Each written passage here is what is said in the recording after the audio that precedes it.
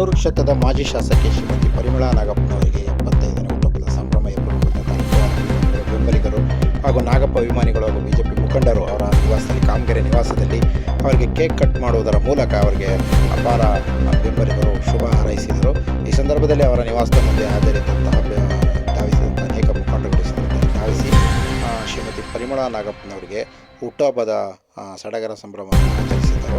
ಈ ಸಂದರ್ಭದಲ್ಲಿ cake cut ಮಾಡಿದರು ಮತ್ತು ಅವರ ಬೆಂಬಲಿಗರು ಹಾರ ಅಥವಾ ಶಾಲುಗಳನ್ನು ಹಾಕಿ ಸನ್ಮಾನ ಮಾಡುವುದರ ಜೊತೆಗೆ ಸಂಭ್ರಮವನ್ನು ಎಲ್ಲರೂ ಒಟ್ಟುಗೂಡಿ ಸಿಹಿ ಹಂಚುವುದರ ಮೂಲಕ ಹಂಚಿಕೊಂಡರು.